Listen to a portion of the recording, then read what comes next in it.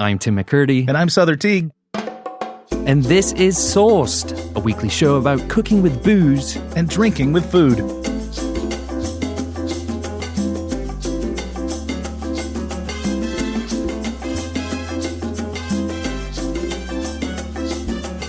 Souther. Hey, Tim. Paella, paella.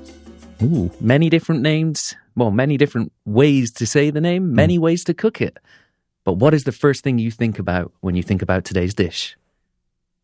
The first thing I think about is rice. It's a rice dish. I think second thing I think about is saffron. It's saffron and rice, right? And then there's plenty of argument / debate / discussion out there about what goes in this rice. Mm-hmm. And that's what we're going to get into.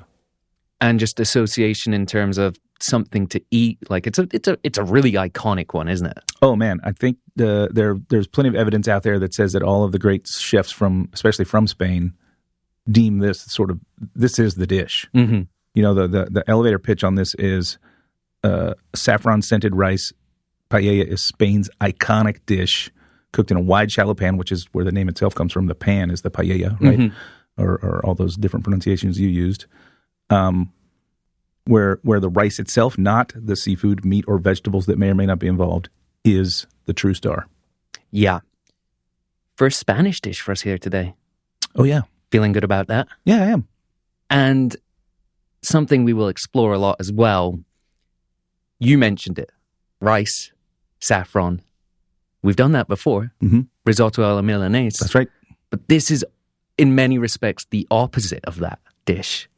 Or a completely different interpretation of the combination of those two plus a couple of other overlapping ingredients, mm-hmm. which I love. Yeah, like it's just how different cultures, get to the same conclusion, but through different, it's a different accent, mm-hmm. right? So when we covered bouillabaisse back mm-hmm. in the day, mm-hmm.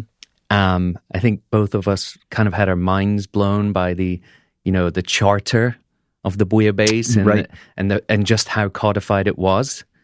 We got another one of those situations today, which is cool and which is fun and which we'll get into. But mm-hmm. in looking all of that up, I realized that I have cooked this professionally, sort of. So at the grain store, the sort of vegetable forward, grain forward, obviously, restaurant that I worked in London, mm-hmm. where we did a lot of vegan stuff as well. We had a vegan paella on the menu. And I'm just going to say paella today. I think it's the one that flows most naturally for me. Okay, where does that one come from? Can you edify me a little? That's the British way, and it's a very popular dish over there. Sure. Although, again, like the way in which we do it, I don't think would be accepted in Spain, and particularly Valencia. Okay, but so we would serve this single serving, and the classic pans, the patella, I think is the Latin name, word that it comes from. We would serve those, but the protein in the dish was this vegan chorizo we used to make. So not only was it neither meat nor seafood, it was something inspired by chorizo, which I have since learned is an absolute no-no when it comes to paella. I saw a bunch of information about that. But why is it a no-no? And then why is it that so many people want to add it? Well, I think this comes down to, and we'll explore this in the origins and evolution, but I think it comes down to when you get a dish that's become so renowned, mm-hmm. the touristification of it happens, mm-hmm. and chorizo just being another ingredient that people visiting would associate with those parts. I think they just think like lump it all in there. Sure. And there's actually a name that they have for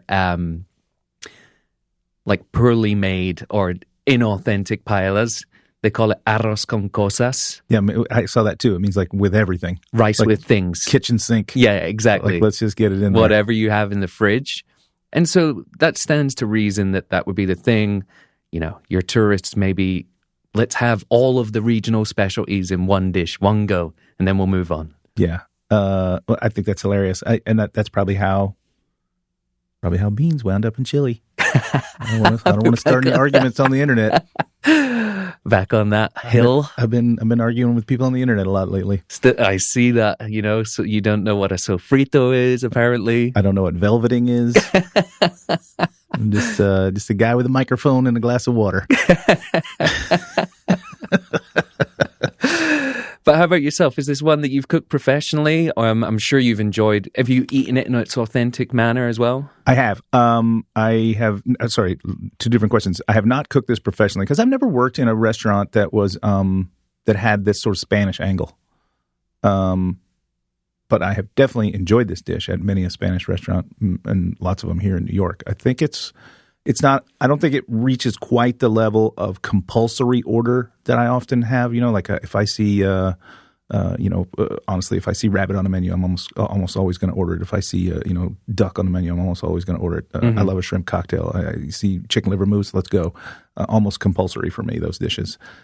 Paella, I think, is just one step outside of that window because it's also sort of dominates the table. So unless I get everybody on board, I think I'm not going to compulsorily order paella, but I love paella. Yeah. That was a long way to say, if I see it, I want it, but I kind of got to judge the mood of who I'm with to get it. It's not a no-brainer, but it's very close to. Yeah. Yeah. And when you think about this dish, do you think meat or do you think seafood? Man, this is the debate, right? And you can see it all over the place in books and all over the internet. When I was looking around to get ready for this episode, the traditionalists will tell you in no uncertain terms, this is not a seafood dish. However, its most popular version is seafood, right? And I think that's that happens with a lot of things. Some things get, made and then something else popularizes that thing. Right, so the seafood one is the most popular, but the more traditional one is not seafood. Mm-hmm.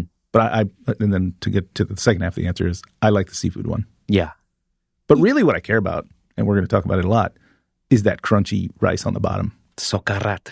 Yeah, nice. I wasn't going to try the pronunciation. People are yelling at me enough on the internet right now. I might have unintentionally given it a double R there. I know it's a double C. Also, Valencian dialect and just Spain in general, right? There are so many regional dialects, and some of the stuff I was reading up when it came to this that were written in, I would assume, Valencian or sorry, I don't know the name of the local dialogue. But yeah, just all this stuff. I'm I'm not even going to attempt to pronounce those. Yeah, we're having enough trouble with English. Right. Today. Should have just stuck with the Valencian. Do you want to learn a little bit about how the Mariscos, the seafood version, did overtake the... Of course I do. Yeah? Because I don't know the answer. And I do know that even when you suggested that we do this episode, my brain immediately went to the seafood. And then everything I looked up was that's the most popular, but this is the more traditional. It's very okay. But again, I'm going to say, and I think that I typically take the stance as the traditionalist, so it's a little bit pill swallowing for me to have to say I think I prefer the seafood. Well, I like it too because oftentimes when we get into our non-negotiables, I think sometimes we try and stick too much to the tradition, and we need to remind ourselves that we're codifying the sourced version today, and we're respecting tradition, but we're also leaning into our own preferences. Yeah. So we're going to go back now for the origin story. Take me back. The 8th century in what is now Spain. The Moors, sort of Berber and Arab population from North Africa, arrive in sort of the Iberian Peninsula. And in Valencia, they bring rice cultivation, and it's a specific area called La Albufera.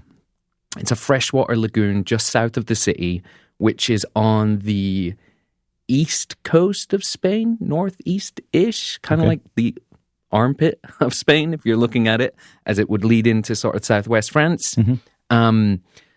So La Albufera, they plant rice paddies there. They start cultivation there. Some 1,200 years later, 19th century, an early prototype of paella becomes what the local farm workers we'll have at lunch. And it's kind of whatever is on hand. So yes, using those traditional steel pans that you spoke about that literally gives the identity to the dish and the cooking. Rice, of course, because that's what's nearby and that's what they're working on.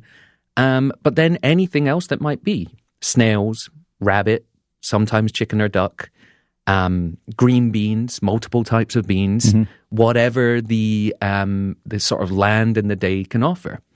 They'll make that on their lunch break, cook it over an open fire using orange wood and vine trimmings, which is kind of cool. Yeah.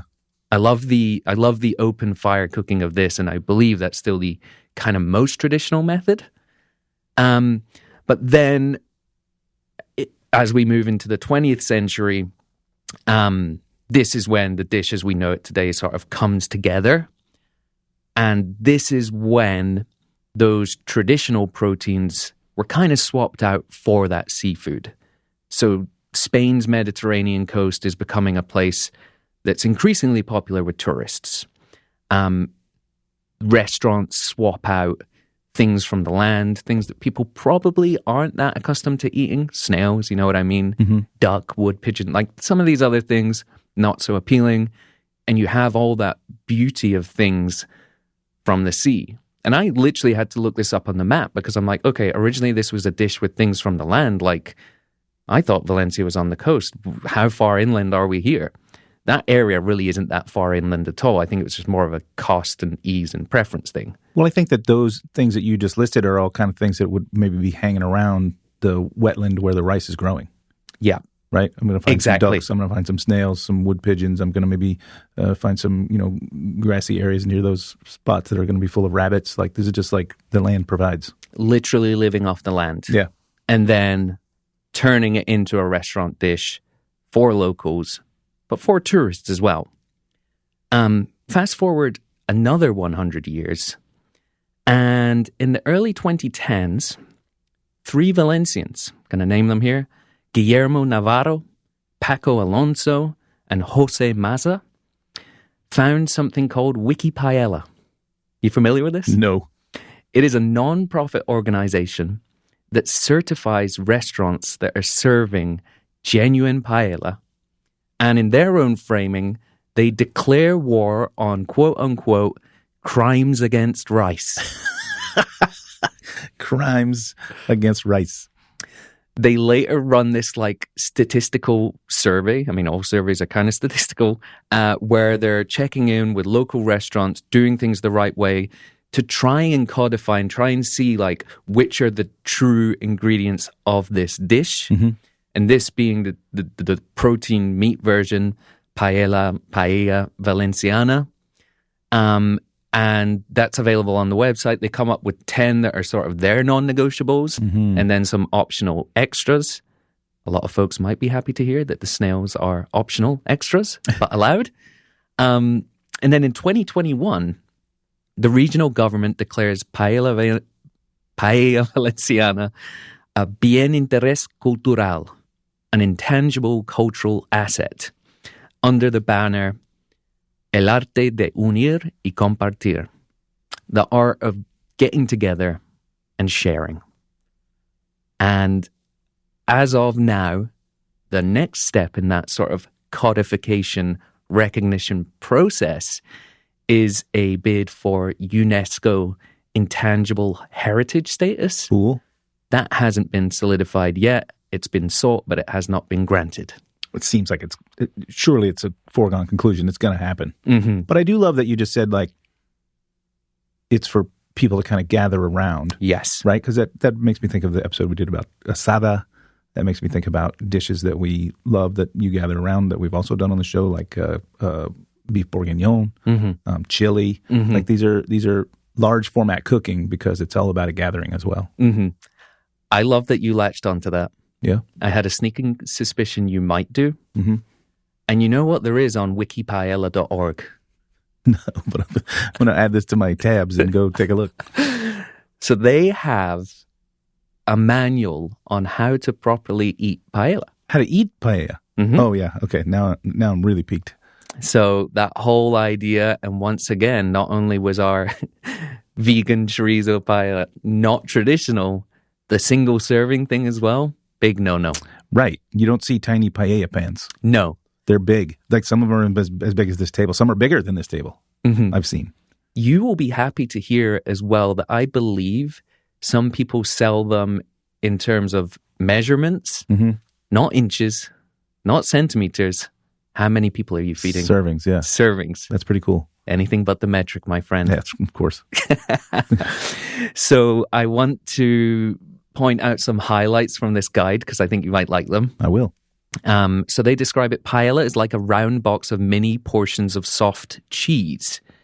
You eat from the outer edge and move towards the center at an angle, all the while meticulously avoiding the portion belonging to the person next to you. You should make sure, it's a good idea, not to place people with big appetites next to each other.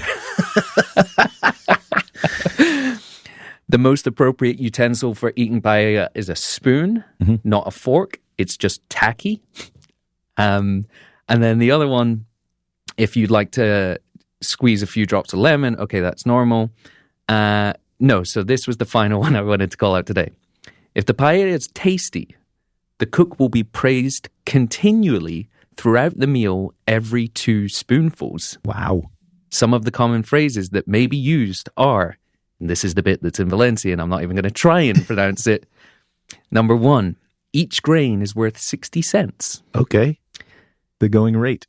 You cook the rice just right. And one last one. We praise your mother for teaching you how to cook paella so exquisitely. Wow. Gonna bring my mom into this. Listen, this is a dish for a cook / chef with a praise kink. Yeah. You know what? Someone who needs positive affirmation over and over. So wait, what you're saying is it's always in the round dish, and when you said at an angle, so basically my piece it it's looks like a pie, like a slice of pizza, yeah, like a pie, a paella. Okay, it's all coming together. And then working your way in, and so wait, so traditionally, then you don't even ladle to your own plate. We're all eating from the pan. You're all eating from the pan. I never have I done that. I want to do that now. Yeah. Next time I go, I'm going to tell the waiter, do not bring plates. So that is... Just put the thing down in the middle of the table and bring us a bunch of spoons. No forks. That's tacky. Yeah. And let the chef know that I'm proud of his mother. And even if I declare that each grain of rice is worth 60 cents, please do not charge me that. That's right. That would be quite expensive. So yeah, I mean, I don't know. I thought that would really, I mean, it certainly appealed to me. I knew we would have a lot of fun with that. And there's so much more on there. So that's wikipaella.org. It's all, and there's some great sort of slight mistranslations into English, which is our fault. We're not speaking their language, but yeah, it's a lot of fun. If you want a little laugh, a little smirk, if you want to feel good, we'll put the link in the episode description so people can check it out. Yeah, why not?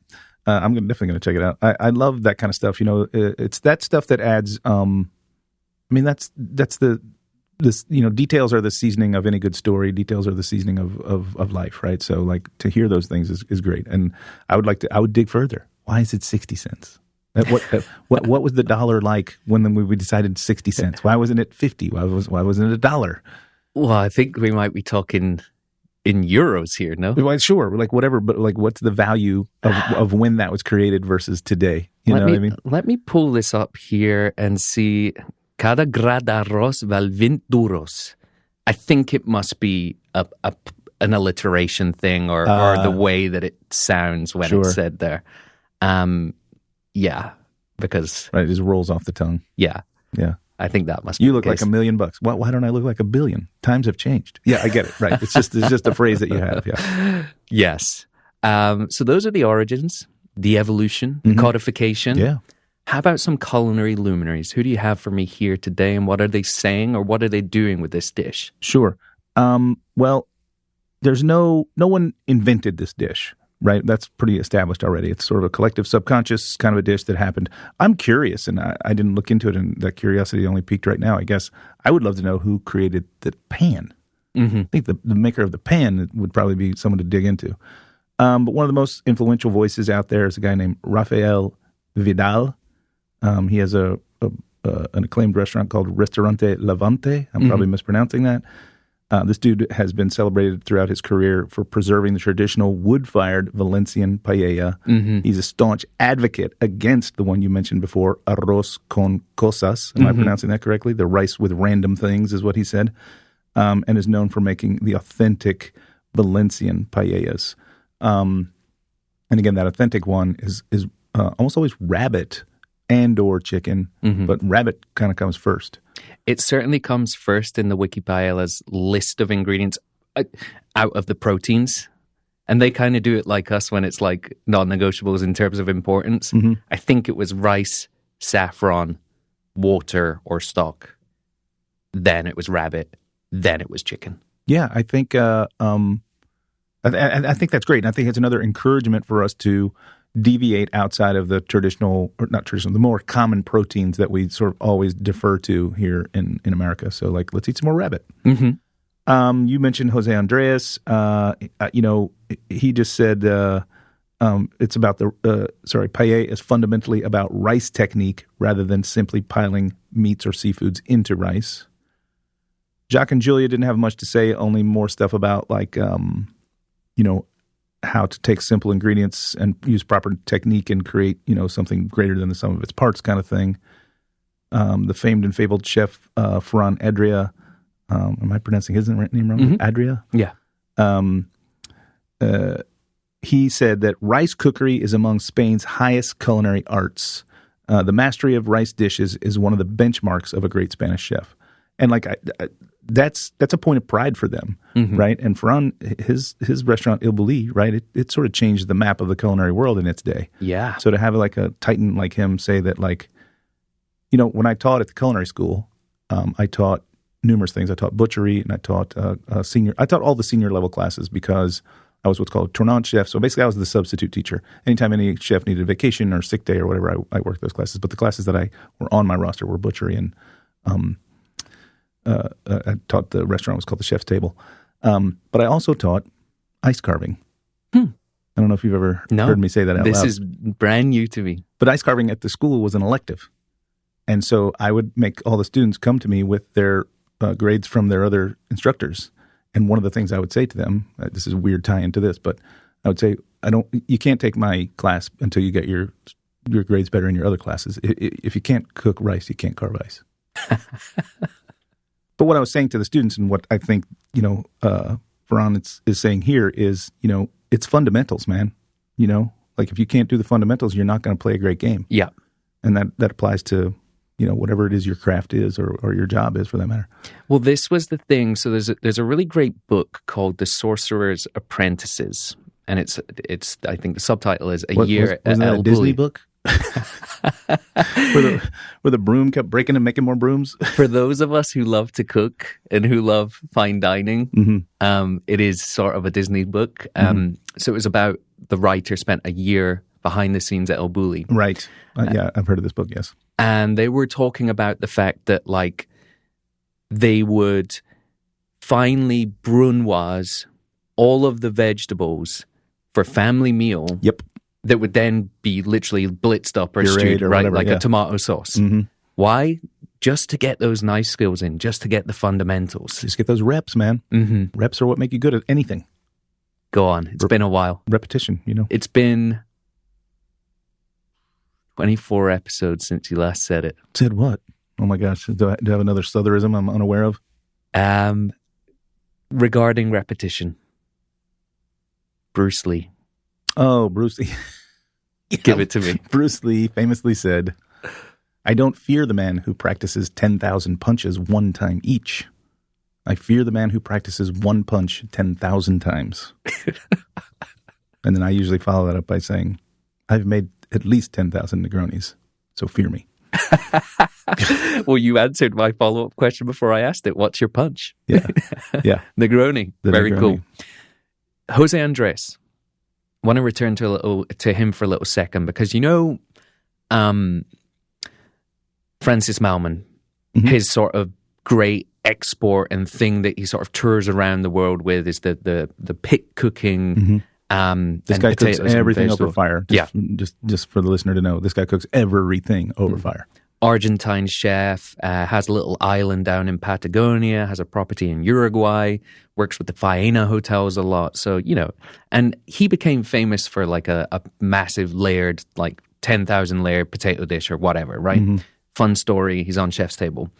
Similar to how that's sort of been his calling card, I noticed that Jose Andres has kind of made traditional paella valenciana his kind of version of that. In sort of, he champions the orthodox 10-ingredient recipe. He teaches cooking it over an open fire. Yes. And he sort of tours around with this and wants to bring Spanish culture and this dish to the world. He has this wonderful video he did with Bon Appetit that's it's clipped on Instagram, but it's also available in longer form on YouTube. I would encourage anyone to go and watch it. But he's got this great line, and I kind of set it up in the opening here, and it's comparing this dish to risotto alla Milanese in a way, or risotto. He goes, "We're not like the Italians, and I like Italians. They're good people. But it's so many injuries with the risotto, man." He says, "I call it the risotto elbow. They make you stir rice for 30 minutes nonstop. Who does that?" Yeah. But as we will get into as well. Right, because this dish gives you the opportunity to, once you get to the stage where the rice goes in, you step away. You do not stir. Yeah. Let's hang out and drink some, tinto. Let's have some vermouth on ice and enjoy our friends and our company while the dish finishes itself. Yeah, and if we want to explore the science of that as well too, right? It's like the whole purpose of making risotto, as we explored, was to release those starches to create a sauce. Risotto is a sauce. We're looking for the opposite here. We're looking to taste individual grains of rice on their own with that beautiful caramelized Maillard socarrat crispy base. Yeah.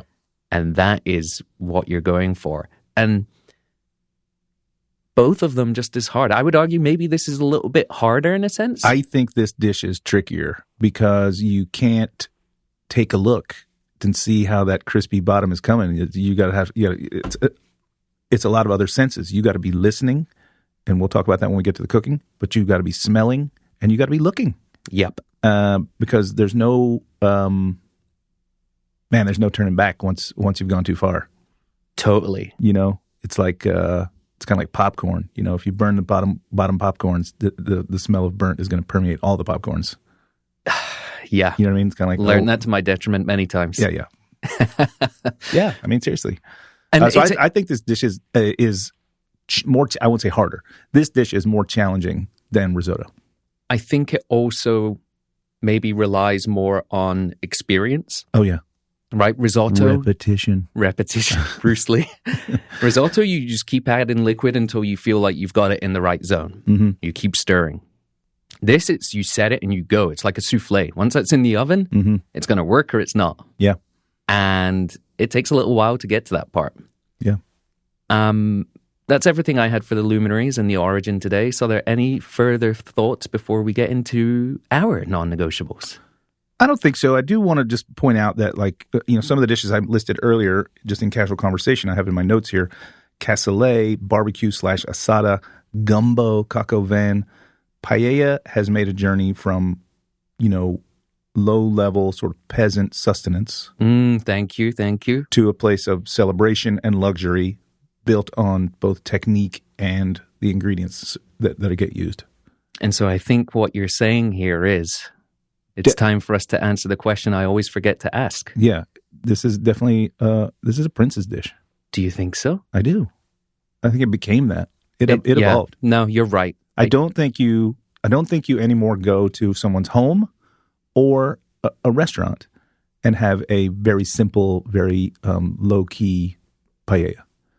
If you're out and ordering it, they're going all in. And if someone's making this dish, they're going all in. Yeah. And also, let's look at some of the ingredients. Very high-quality rice. We're going to get into that. Oh, yeah, we are. Saffron. And if you are going down the meat route, rabbit being the number one here, these aren't the same bunnies we were chasing around the field and hunting down. You know what I mean? These are farmed. These are more tender. But also, they don't yield a bunch of meat. No. There's a lot of butchery. Well, it's not difficult butchery, but there's a lot of butchery that needs to happen if you're cooking for a bunch of people with this. Yeah. Rabbit, general market size is pretty small. They're a pretty lean animal in general. You're only really getting, the legs and thighs. There's not a lot of breast meat. There's not a lot of back meat. Rabbit is pretty dear. Mm-hmm. Very cool. So, pauper's dish that became a prince. Mm-hmm. There we go. All right, so we're going to take a quick break now, and then we shall be back with our non-negotiables. Let's go. Today's non-negotiables are brought to you by G4 Tequila, made by the rebellious Felipe Camarena in Los Altos de Jalisco, and representing the fourth generation of one of tequila's most legendary families. G4 fuses innovation with tradition in pursuit of the perfect pour. All right, here we go. Mm-hmm. We're back. Hit me with your Maurice spatula. Well, I think the first non-negotiable in this dish is the rice. This dish is a rice dish. But now we got some depth to plumb with that statement alone, right? Which rice are we choosing and why? Mm-hmm. And I'm probably going to, trash the pronunciations here, but there's three types that come up over and over again. Bomba. I'm pretty sure I got that one right. Senia? Yep. Senia? Senia. And Bahia. Bahia. See, I knew I'd block. Or Bahia. Bomba, Senia, Bahia. Mm-hmm. All right, cool. And that's kind of, I listed them in kind of like the order of sort of like opulence. So like if you're going all in on the dish, and I think you probably should. Mm-hmm. What other time in your life are you going to have bomba rice in your home? Go for the bomba. Also, strangely enough, the bomba being the more expensive of them, everything I can read tells me that it's the more forgiving of them as well. Yes. Because it absorbs so very much liquid. Where 2 to 3 times, I think, its volume in liquid. Yeah, everything I read said 2.5 to 3, which in itself is quite a variation. But understand that I think that a lot of the liquid gets absorbed into the rice, but when you make rice, any other rice, generally speaking, you cover it. And so it creates a steam trap. This is in that big wide pan, and a lot of it goes away. And I think that's also why when you said a second ago, water or stock, right? I think that's also why often it's just water, because if it's stock, it's kind of reducing too much. So even if it is stock, it needs to be kind of lighter. Yeah. So anyway, bomba is the rice I think I want to go for here. You can find it I looked at Food Bazaar. I saw it there, so it's not crazy. And this is a short grain rice? It's a shorter grain. In fact, and strangely enough, the way that it expands when it's absorbing the liquid is, you look at a grain of rice and they're elongated, right? But it expands outward. It's more spherical, yeah. Instead of lengthwise. Most rice kind of plumps lengthwise. This plumps outward. And I think I could be totally wrong. I'm putting things together in my own mind here, but bomba kind of means bomb, right? So it's kind of like plumping like a like a bomb. Yeah, almost exploding like a bomb. There we go. Mm-hmm. So I think that may be the name of the rice. I don't know. I think there are like expensive versions. Like I think if you wanted to ball out the most, you can look for like regionally grown from that Albufera, the paddies in the lagoon just south of Valencia. It comes in like a little gunny sack bag, Yeah, they're kind of cute, whatever. But yeah, so I think unless you have an argument there, I think it's rice and I think it's bomba. Mm-hmm. Let's do the most traditional, the most like if you go to any restaurant in that area of the world, that's what they're using. I would, yes, and I will follow that up with agreeing with your point about stock, saffron. Because if we're not, you have to have it. It's part of the dish. Mm-hmm. I read that it is actually common, though, that people will use different, different colorings in Spain to avoid doing that. Obviously, that's not traditional, but I think for flavor and color, and also the fact if we're going to go water instead of stock, then that saffron just becomes of tantamount importance to the dish. Mm-hmm. Next one for you. So now we got rice, we got saffron. I'm going to say the pan. Yeah. Now, does this mean you cannot make this dish without one? Certainly does not mean that, and I'll never say that, right? But this pan, because of its wide, shallow, slope-sided nature, is literally custom made for this dish. Yeah. Can I make a terrine without a terrine mold? Yes. Can I make paella without a paella pan? For sure. But man, the pan, it's, I think for us, and by the way, I'm going to buy one just for this. Same. Yeah. I'm like, I would almost argue that. I bet if I have the pan, I'll make it more often. Yeah. I don't know whether you can truly think of it. Because I'm agreeing with you. I'm saying it's a non-negotiable. And I'm like, if this is made in something different, it's not what we're looking for. It's not paella. Like because then now knowing about that communal eating experience as well too. Yeah. But so these are, because I think, this might be one where you're breaking your rule, where you're like, well, this thing can only do one. Actually, no, this can do other things. It's just other things can't do what this does. Right. A equals B, but B doesn't equal A. Yeah. All tequila is mezcal, or yes, but not all mezcal is tequila. Correct. So these are carbon steel. I've seen aluminum ones as well, but I think carbon steel, polished, of course, so you need to take care of this thing. Wide, shallow, sort of got those maybe 45-degree angle lip and two handles. Some of them have dimpled bottoms that helps with the heat distribution. Hammered, yeah. Yeah. And then the other thing when you're cooking this as well is you need some kind of burner or whatever that's going to be big enough to get that even heat distribution, which is why it's so often cooked over wood. Yeah. I'm sensing a grill dish here for us. Oh, we're grilling this. Yeah. I'm sorry. I thought that was a foregone conclusion. because what I'm saying is I've already looked around online and I'm going to go find a used merchant because I like to buy things used. I'm going to find a paella pan. And I think that my summer of grilling, which I grill out a lot in the summer, I think paella is just going to be like the opening dish. Summer of George, summer of Southern. I'm not going to get a huge pan because I want to have some of it, but I want to have it every single time. What I'm doing, I'm looking for those reps. I'm getting my practice in this summer. I'll post about it. But nice. This is a new determination for me. I sourced where I can get the bomba rice. I'm going to get a paella pan. I got a guy for saffron. This is happening. I can hook you up with some saffron. You've seen the supplies upstairs. I don't know where they all came from. You're my guy. Okay. So that leads to the next non-negotiable, which is I was going to say the cooking method, and I was going to say we're doing this on the grill. I think for us, we're doing it on the grill. Yeah. At home, do it on your. Hopefully, you have gas at home. But if not, do it at home on your stovetop. It'd be great. Your biggest burner, or those like sort of catering burners that you can get that are bigger. I'm not suggesting people go out there and buy that specifically for this, but like it's $40. I have one. It's called cassette burner. They're nothing. Like I have one because I often bring it out next to my grill when I'm making like a sauce or something. They're really inexpensive, and also they're great for just hauling around. They come in a little case, whatever, easy enough. I've got 3 that are connected right here. Okay, go. As the next one. So, no stirring, which we spoke about, which leads to the socarrat that we have to have. And I'm looking at my notes now here, and it's actually 1 C and double R, so I was right ages ago when I said it, socarrat. Socarrat. And the way that we achieve it, I'm on the fence about whether this is a non-negotiable, but because they're all tied together, it should be 1 to 1.5 grains deep, the layer of rice that you're putting in your pan. No more than that. So this is like literally a couple of grains of rice on top of each other, and that's it. If you go deeper than that, it's going to be mushy in the middle, and that's not what the dish is about. Right.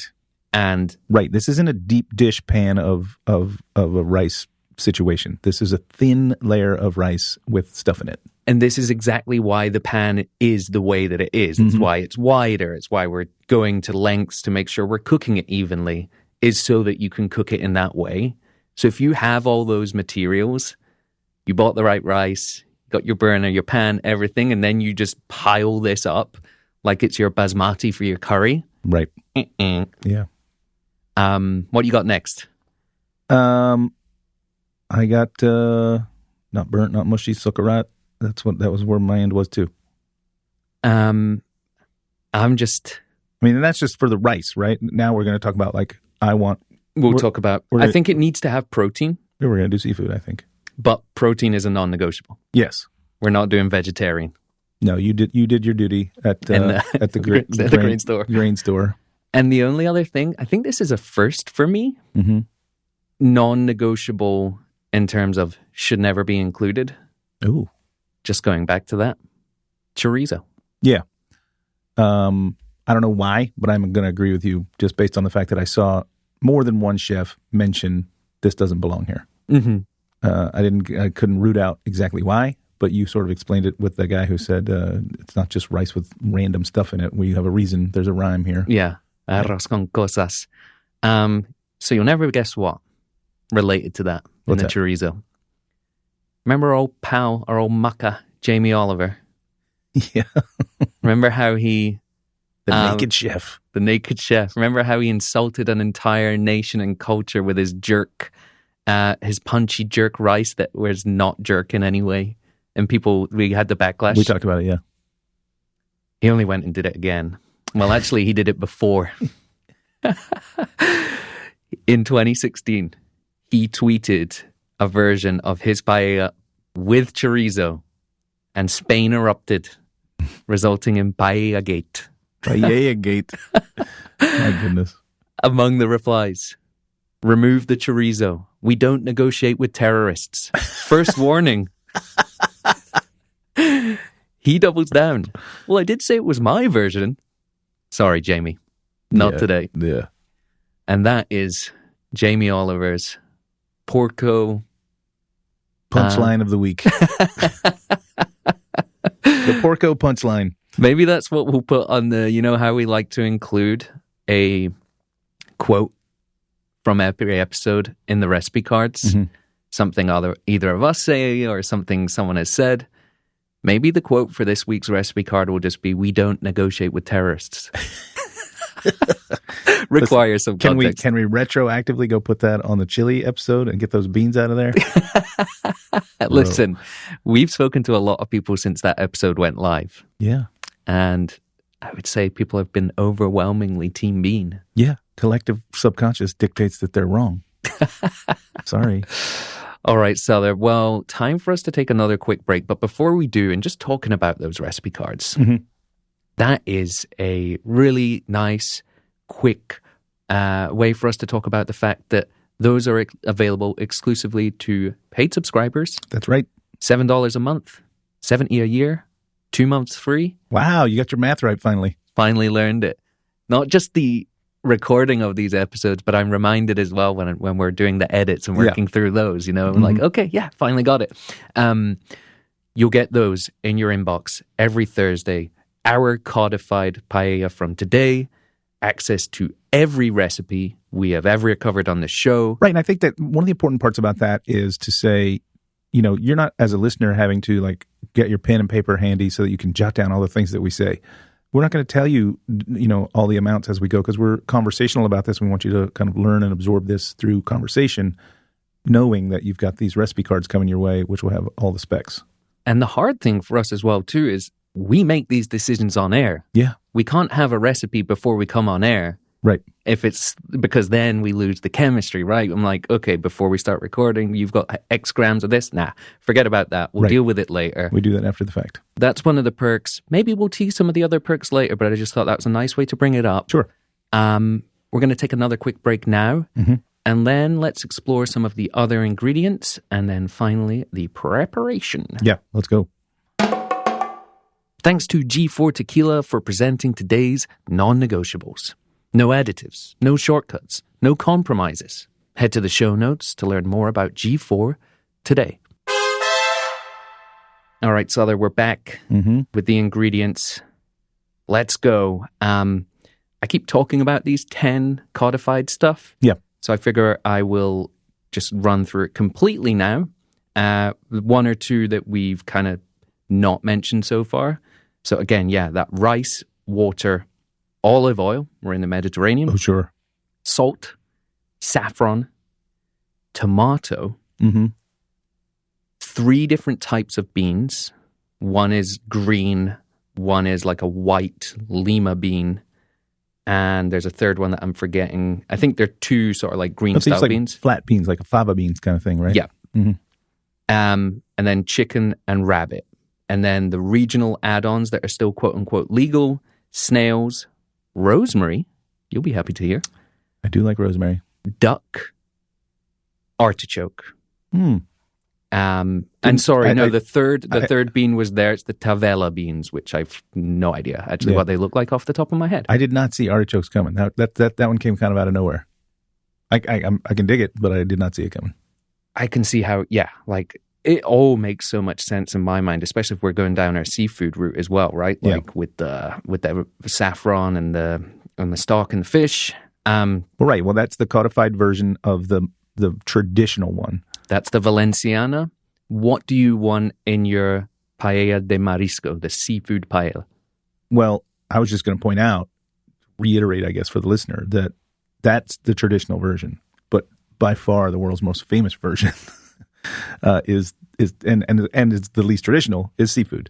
I want in my paella shrimp, mussels, clams, squid, and some kind of firm whitefish. Firm, large flake whitefish, like a halibut or grouper would even be pretty good in this, I think. Mahi-mahi, depending on where you live.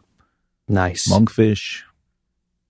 Could we maybe argue as well, just in your saffron route? Actually, maybe I don't want to go to the effort of it, but again, like if you make a delicate fish stock, again, this is going to be more...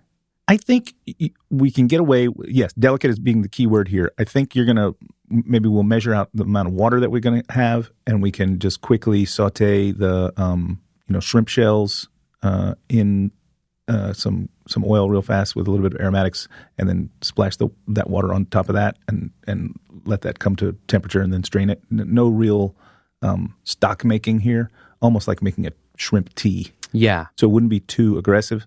Because, again, you're going to use so much liquid to rice, 2.5 to 3 times, and most of it's going to evaporate away and reduce down and be absorbed.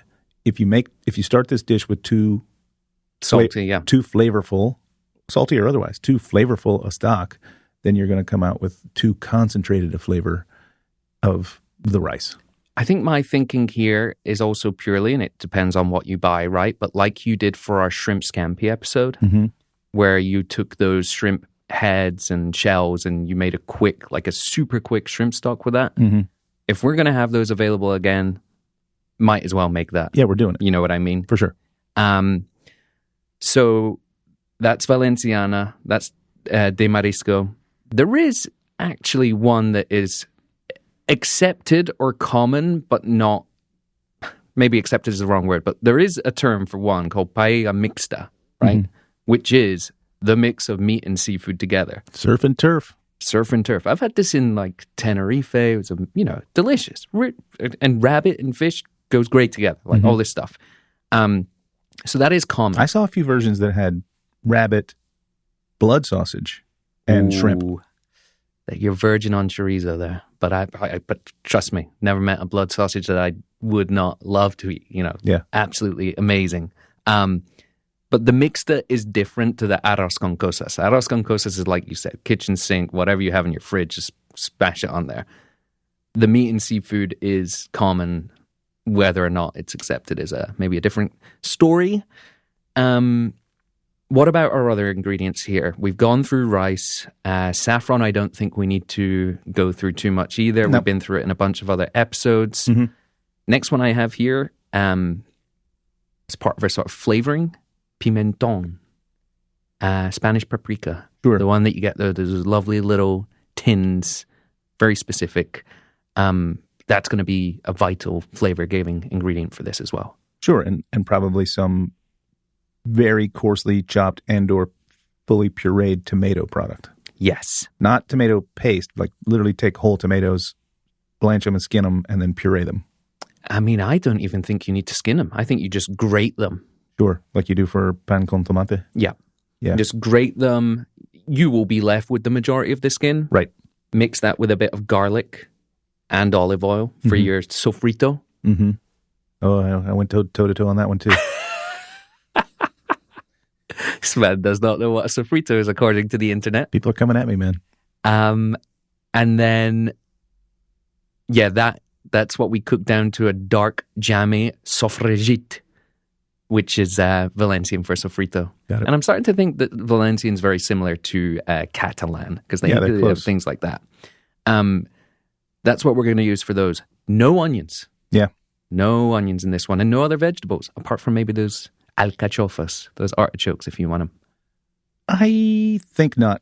No. I think what I really want to have here is flavorful rice with a caramelized bottom and some seafood. Mm-hmm. And then that's going to be, I know that like generally speaking, and even as I spoke about it at the top of the show, paella comes and dominates the table. But as I just said, I'm going to get a pan that's of reasonable size, and I'm going to do a paella with every cookout that I do this year. So that's just going to be kind of a first course. Mm-hmm.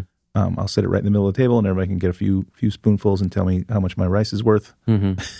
I'll make sure I'm not sat next to you. Yeah, because we eat too much. And then we're going to move on to whatever items I'm grilling for the day. But I want it to be. I want the dish to be elegantly simple. Can I lobby for an additional ingredient here? What do you want? Some green peas? The flat green ferradura beans, yeah. Yeah. We don't need to go all three. Sure. But I like the mix up in texture, and if we're not doing other veggies, cool. All right. Snuck that one in there. Fair enough. I'm game. And then, you know what we haven't discussed? Got to source these things. What is sourced? I mean, booze. We got to have some wine in here, of course. We kind of skipped it. we are. I don't know how long in, and we have not. I mean, we're just so engrossed in paella. But yeah, I'm thinking simple, light white, or a dry sherry. Yeah, I'm going to go with dry sherry. Actually, nice. Something that can, we'll use it to deglaze the pan right before the rice goes in, and then we're going to use it in the drink. I have a drink for us. Ooh, believe me, I was always thinking about that. Nice. So yeah, don't know whether that pimenton actually should have been a non-negotiable. Maybe not. Maybe yeah. I don't think so. The saffron's the non-negotiable. Pimenton or pimento or whatever you want to call it is. I want it for sure, but I don't think it's non-negotiable. Cool. Any other thoughts on these ingredients or techniques associated with them? No, we talked about needing olive oil, but I think that I want to just reiterate that I want an Andalusian Spanish olive oil, the type that when you dip a piece of bread in it, it sort of like makes your throat a little rough, a little scratchy. Yeah, like, I love those olive oils, and I think that's what we need in this black dish. Peppery, nice, gripping. I always say that olive oil is gripping. Cool. He's got his hand around my neck. Well, you know what? It is going to be time for us to take another quick break. But before we do, give me one more benefit of being a paid subscriber. Ad-free listening. You're about to listen to an ad that you could skip right past without having to press any buttons or do anything. I mean, there you go. Yeah. Short and sweet. Yeah. All sizzle and steak. That's right. Today's preparation is brought to you by Underberg. Built for chefs, loved by eaters, and the last course in every good meal. That's Underberg. All right, Souther. Tim? The preparation. It's time to get cooking. Yeah, let's do it. Cooking with booze. Yeah. Before we start drinking with our imaginary food here in the studio. But my mouth is watering. I haven't said that in a while. You haven't butchered anything in a while either. That's coming up. Could have given you the rabbit. All right. So I'll tackle the preparation. Okay. You jump in at any point if you think I'm missing anything. Sure. If not, hold it till the end and be like, you forgot this. You got it. Whichever way you prefer.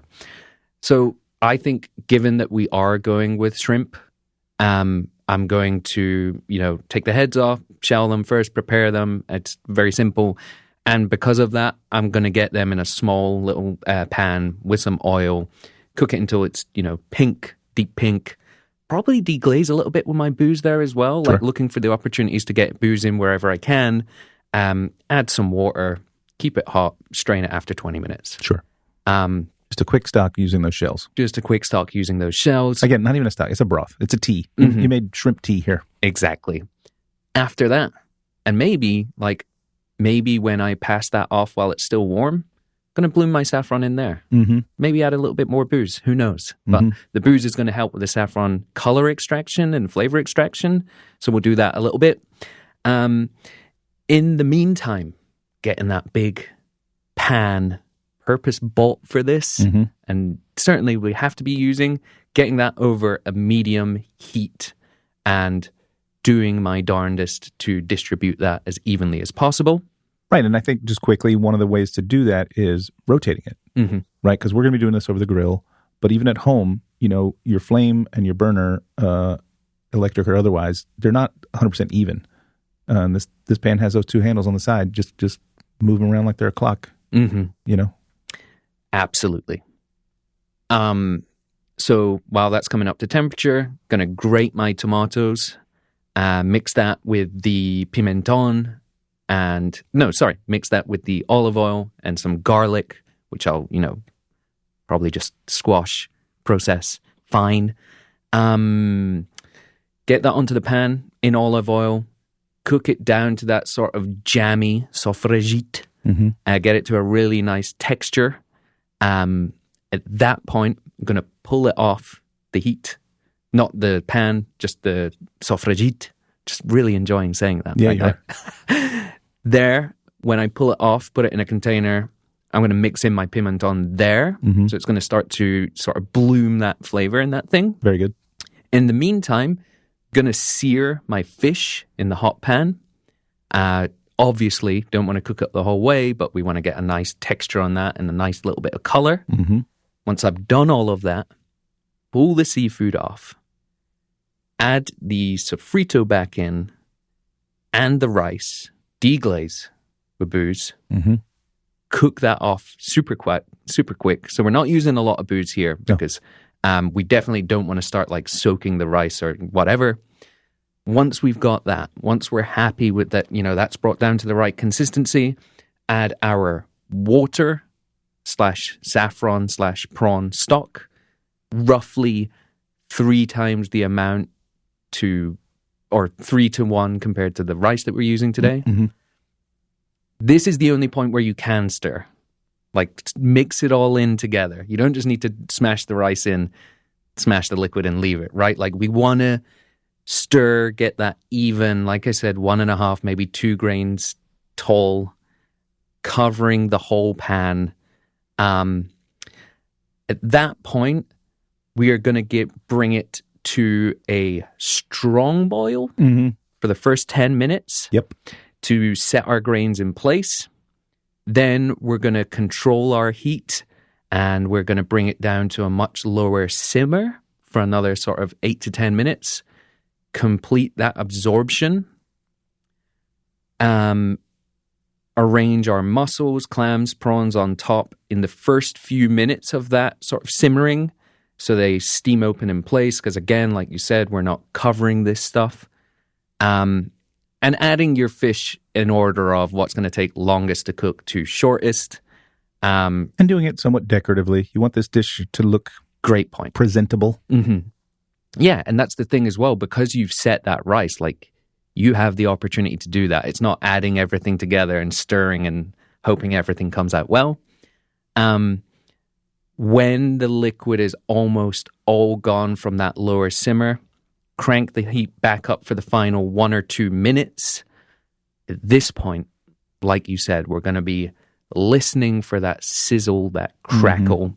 Right, because what's happened at this point is the liquid has evaporated. Fats didn't evaporate. They're still in there. So the fat is going to start sizzling the rice on the bottom. So now you can tune into your senses here. Start smelling for that toast, crust forming, the socarrat. And you kind of, and again, this is where the experience comes in. Like, you want to be smelling that. But as soon as you smell like a caramel or beyond, game over. You're done. And I think it's sort of like this, there's a 1 minute or 30-second window where you can probably go, take this from really good to ruined. But that's kind of a lot of time if you're really invested and you're watching over it. Bring it off the heat, cover it loosely with a towel, and let it set for 5 minutes. It's going to just, finally steam a little bit, let everything settle, let everything sort of settle down. While I'm doing that, I'm going to cut up some lemon wedges for around the edge because some people might, going to let people know to get ready. Paellas are about to be served. Goes to the table. I'm probably going to serve it with some bread and then looking forward to getting into some booze. Yeah. How'd I do? I think you did great. And I don't really have any notes that I didn't drop as you went along, other than to say you referred to turning the heat up and down, and I'm going to be doing this, moving it over and not over the coals on my grill, and also spinning the pan, right? I think that's going to be important whether I'm on my grill or on my stovetop. Just making sure that I'm rotating the pan. I'm not saying spin it like a top, but just every now and again give it a quarter turn just to make sure that the heat is even, because what I really, really, really want is that crust on the bottom to be even for all of it. I don't want it to be, some over here, none over there, too much over here. I want it to be even as possible. And the only way to do that is by rotating it around. And then I think we need to talk about what we're going to serve with it. In terms of sides? Yeah, we got to talk sides first, then we'll talk drinks. Yeah. Definitely have some drink notions. You said you're probably going to serve it with some bread. I kind of already gave mine away earlier. I'm going to serve this with some pan con tomate. Oh. You know what I mean? You've got this like fresh, tart, sweet tomato, toasty garlic situation with that crispy rice and seafood action happening. Beautiful. I also want to have maybe just a nice, simple but bright green salad, I think. Ooh. And then maybe controversial, maybe not. I saw a few chefs do it, but not many. Alioli. Not crazy dissimilar to the Rui that we made for bouillabaisse. Yeah. Just garlic and oil emulsified together. No egg product in this. Almost like a tuome, right? I'm probably mispronouncing that one too.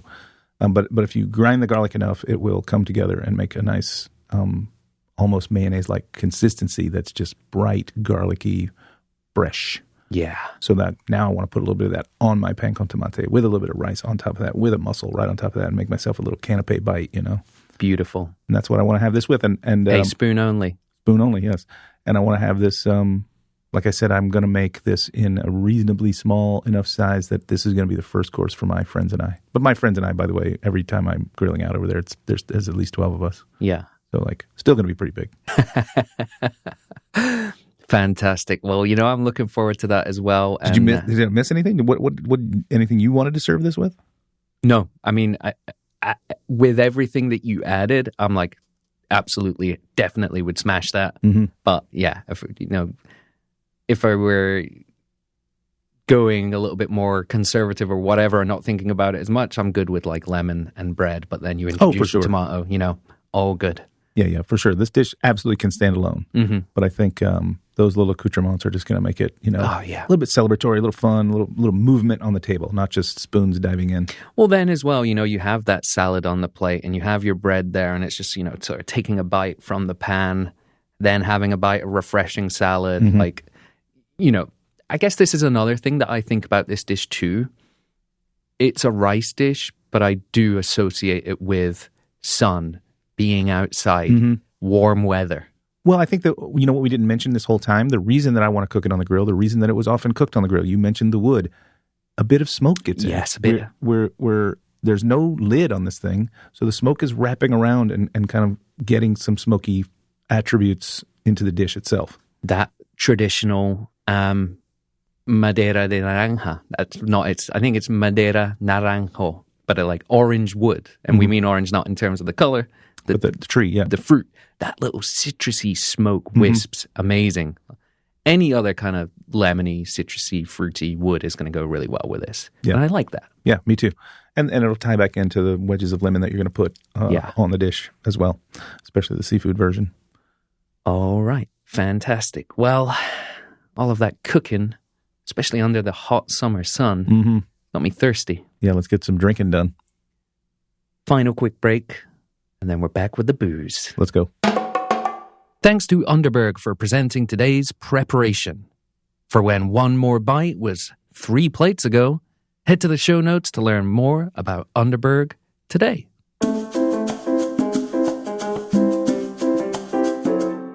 All right, Souther, we're back. Tim, what are you pouring for me from a bottle to drink with this dish? So we mentioned earlier, and I think both of us are big proponents for dry sherry. Yeah. Fino. Manzanilla. Beautiful stuff. Mm-hmm. I love that. I'm definitely going to have that on the table. I also understand it's not for everyone. Mm-hmm. Whether that's because people have drank too much of the sweet sherry or it's challenging. It's oxidative. It's extremely dry. It's acidic. And for some people, that might not be their thing. Yeah. Totally fine with me. So if we're not doing that, but I want to stay, obviously, in Spain, Albariño. Sure. That was the first on my list. I got 2 listed. You're the wine guy, but I got 2 listed here. I'm wondering if you're going to hit both of them. Tell me why in Albariño, though. Well, so from the coast, Rias Baixas would be the classical region for it. Saline, citrusy, zippy, acidic. All the things I want with a seafood dish. And we've made this 100%. A seafood paella, right? Yeah. Mm-hmm. Different coast of Spain, sure. But definitely coastal wine. Also, I might sneak into Portugal and go for an Alvarinho, same grape, same producers. Incredible stuff happening in that category. Mm-hmm. And I can't remember whether this is something we mentioned before, but if you want something, if you're like, okay, that sounds great, but I'm someone who likes a bit of a fuller wine, a bit more texture maybe, look for those versions that have been aged on the lees. It will note it on the bottle. Spanish word for lees being lias, I believe. L-I with an accent, A-S, I want to say. But anyway, look for something, do a quick Google, a producer that spends a bit of time on age with their grapes. And for those wondering, that is the dead yeast cells as a product from fermentation. They create butteriness a little bit, not like your Chardonnays, a little bit of richness, texture, all that stuff. So I'm thinking your other one. You're not looking at my notes, are you? I think it's probably one of the other 2 that I have here. I have 2 more. Yeah. Does it have bubbles? No. So then you're thinking Verdejo. Verdejo. Yes. Nailed it. Yeah. Love it. From the Rueda region. And yeah, again, tell me why you like Verdejo. I just think that, again, it's another sort of tart and bright wine that's going to go really well with the sort of like, because you got a real dichotomy happening here. The rice is going to be a little bit crunchy from the bottom, but it's also going to be like tender on the top. So it's a little bit of a rich mouthfeel. And then you got this seafood situation, so you're going to have that salty, briny situation. And I think this wine can cut into that nicely. And so you know why I asked about bubbles then? Because I usually say something with bubbles, but I've been trying to like curb myself from always reaching for bubbles. So you would go for Cremant, and one of the things you like to say is, it's made in the traditional method, just like champagne, but it doesn't come from there. Right. It comes from, literally there are some vineyards that are half champagne and half Cremant because the line is drawn. And they can't sell those grapes as that. So you're getting the same value, it's like the cost, the value perception of these Cremants is very high, in my opinion. They're effectively champagne, but they just can't be called champagne. So Cava is the obvious option, right? It is also made in the traditional method, which, again, as a reminder for folks, that means that the secondary fermentation takes place in the bottle. With the addition of a little bit of yeast and a little bit of sugar, or oftentimes it's like sweetened grape must or whatever. And what happens is, over the course of the, however long it takes for that fermentation to take place, but also how long the producer wants to age it in the bottle before release, these bottles have to be turned a quarter turn to make sure they're sort of bringing all of that yeast together so they can easily take it out after. I think it's the disgorgement. Yep. Yeah. And someone has to do this by hand, each bottle. And it's called riddling. They had to. Until the producers of Cava came up with these machines. Oh, no. They do it automatically. The machines are taking over everything. I mean, I don't have anything against that. And that's also why Cava became, I certainly remember this growing up, was like, for the moments when you wanted to drink champagne, but you weren't on a champagne budget, you had Cava. Yeah. I got champagne taste in a beer budget. But unlike Cremant, which is oftentimes made with exactly the same grapes as champagne, this is made with the Xarel·lo grape, or predominantly with that. And then look, if you can make the process automatic or industrialize the process, you can bring the price right down. Yeah. But the thing that happened with Cava was in the race to become the global sparkling wine, and they will probably hate me saying this, but like the champagne knockoff, or made in the same way, different grape, cheaper, quality suffered. Quality suffered during mass production. So there were some producers out there who recently, within the last 10 years, said, technically we're Cava producers, but we're going to start a new group, and we're going to give ourselves a new name and a new set of standards to set ourselves apart from that, so that you know that it's quality. Now, a lot of those wines being made in the sort of like Catalan region or whatever, they came with what I believe is a Catalan word for it that's sort of unfortunate for the American market. It's called corpinat. Corpinat. Which I think researchers have looked into this, or like people who study wine and sales and marketing and whatnot are like, there's a little bit of a sort of association with the corpse. Like, what do you think of when you hear that? Like, and I think in the instance, I might be making this up right now, but I think corpinat, I think it has more to do with like the body or something, but people think about that. Anyway, if you see corpinat on a label, it is going to be beautifully made, traditionally made Spanish sparkling wine. Cool. Very similar to Cava, but in many cases higher quality. It's not just, there's a load of standards they're holding themselves to. And then finally, I think someone that was a part of it no longer is, but if there's one producer I will recommend when it comes to our bubbles today, because I think they're amazing value, you can find them quite easily, Raventos y Blanc. Probably going to run you about $25-$30, probably $30 these days a bottle. Made like corpinat, but I don't think they use the terminology. Phenomenal. Yeah. I mean, listen, corpinat, every time we talk about wine, I learn something from you. It's great. And I do love bubbly wines. Yeah. I am admittedly not the biggest wine drinker, but when I'm drinking wine, I'm almost always reaching for bubbles. That's why I've been trying to curb myself from constantly saying bubbled wine. So when But it's the same with water. I only drink bubbly water. I just love bubbles. When one of your friends for your paella get-together comes over with a bottle of Cremant, be like, have you tried corpinat? I will. Yeah. I will not only say, have you tried it? I'll say, look, I have one. Amazing. Awesome. Sure. Well, that's wine. I think beer seems like a pretty straightforward answer on this one. Maybe grab a Spanish one if you can, like Estrella Damm. It's pretty commonly found, crisp and bright. It's going to go great with that seafood. Easy money. But let's talk about a drink. Yeah. It happens to be, as at time of recording anyway, World Gin Week. And I just happened to recently posted a couple things about the gin tonic, the Spanish gin tonic, because I'm in love with that drink in general. It changed my DNA when I went to Spain and had one for the first time. So I think that would be an easy lob. You have a nice flooded gin tonic. When I say flooded, like the American gin tonic is usually typically in a highball glass that holds maybe 10 ounces. You got your ice in there that's taking away a few ounces. You got 2 ounces of gin in there. You're probably only going to get maybe 2 to 3 ounces of tonic water, which is the standard here in America, and is frankly the reason that I never drank gin tonics, because even upon its delivery, that thing I just said I love so much, the bubbles, they're gone.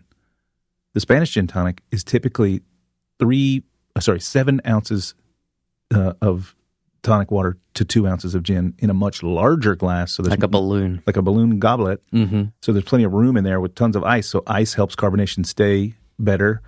Much more room in the glass, much more flooded. I always say they flood their gins with tonic when they do gin tonic. So much more refreshing. Highly recommend that. But that's not my cocktail choice for this one. I'm going to make us a drink that's based on a common drink in Spain called and I'm definitely going to, out in front of my skis on this one, rebujito?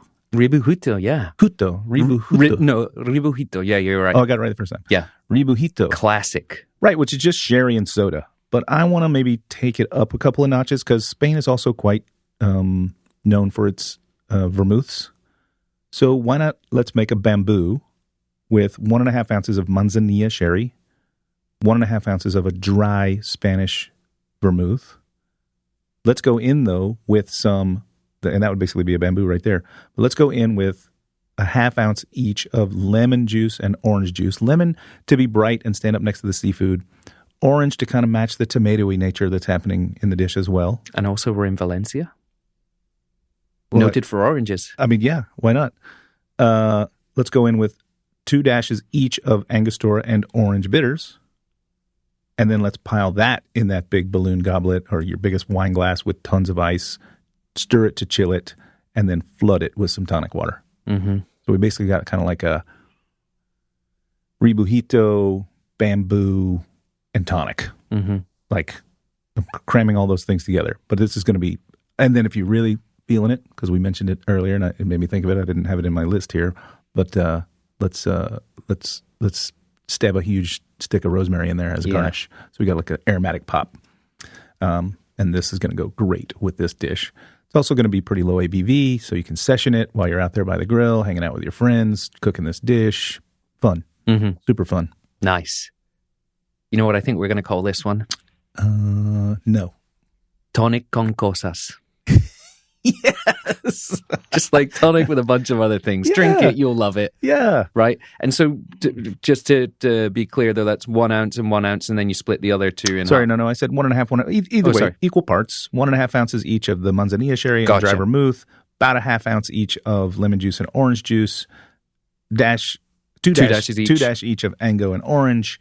And then get that over ice in a huge balloon glass. Just build this right in the glass, but pile in ice. Give it a good stir. Your ice will collapse a little. Pile in more ice before adding a ton of tonic. Nice. And then that rosemary sprig is going to give you that aromatic pop and make it look cute, and you're going to be the hero. Nice. So the only reason I mentioned that Valencian oranges earlier, because I came across there's a sort of signature drink of Valencia, as I understand it. Oh. I'm not sure how common it is because I'd never heard of it before. Agua de Valencia. Oh. And it's cava, Valencian orange juice over gin or vodka I'm pretty sure, and yeah, it's kind of like a mimosa fortified. I don't know, but just like thought that was cool. And if they have a dish, we should think about their drink too. Yeah. But maybe that's just the sort of like, while we're lighting the grill, the little refresher. But yours sounds super refreshing. I think they both hold sway, and you can always make have a little bar there where people can kind of mix and match and make their own Tonic con cosas. Tonic con cosas. Yeah, you could just create your station. Yeah, and people just add whatever they want. Just say like, here's my recommended little placard there that says here's what I recommend. Dish, equal parts of this and that plus this and that, and then top it up, or go for it. Here's a dish of olives. Here's some Marcona almonds. Like to float a few of those in there. Like whatever. I love the gin tonic culture.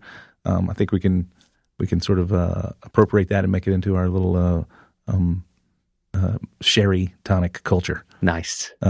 Yeah, this is happening. You will be invited. Love it. Can't you, wait the for listener, could be invited if you're a subscriber to the show. Yeah, because you have additional access to ourselves via the Superclass platform. Mm-hmm. And also, you'll be the first to hear about when we do these live events. And, That's right. We don't just cook these. We do these for our friends, but we also do it in anticipation of doing this as well for the Sauce listeners. So, folks, stay tuned for those. So, their final thoughts for you here today, though? I think that what we've uncovered about paella, and specifically our paella for the show, seafood paella, is that it's not a seafood dish with rice in it. It is a rice dish that we have flavored with seafood. And it's more than just a recipe. This is a great cooking lesson. Nice. Right? And it's a unique way to view the cooking of rice in general. I can't think of any other cuisine that cooks rice like this. Rice is almost always steamed and covered. This is uncovered and cooked, right? Or stirred. Right. Well, yeah. The what do you say about his risotto arm? It's funny you say that because I only gave half the quote earlier, and I wanted to give the other half as my closer for us here today. So just a reminder, as he said earlier, he's like, we're not like the Italians. The risotto elbow, they make you stir rice for 30 minutes nonstop. He says, who does that? Spanish people, Jose Andres says. He goes, we drink, we watch, we smell, we celebrate, and we let the fire do its work. Yes. And I just can't stop thinking about that and the communal way to eat this and to enjoy it. What a dish. Yeah. Paella. I'm going to have to source some orange wood so that I can cook my paella over you know how you orange have wood fire. 5 pepper mills? Yeah. Now we need like a little storage place somewhere, maybe here in the basement, for 5 different types of wood. Because we need 5. We need eucalyptus. We need a pimento wood. We need orange wood. We need hickory. We need oak. We need cherry wood. We need. Oh man, we're building a warehouse of wood, a wood library. All right, that's other. Only one thing left to do today. What's that? Time to put on the apron. Break out the shaker. Let's get cooking and drinking. Cheers. Cheers, pal. Salut. Sourced is recorded and produced by The Coaster, an independent podcast network based in Brooklyn, New York. Huge thanks to Charlotte Ager for designing our show logo, as well as the beautiful illustrations on our digital recipe cards. And thank you to George Miata for composing our awesome theme music. Escucha.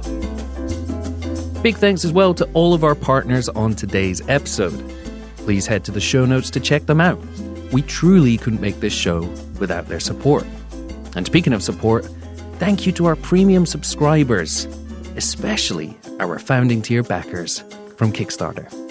And finally, thanks to you, listener, for joining us on this journey. Until next time, let's get sauced.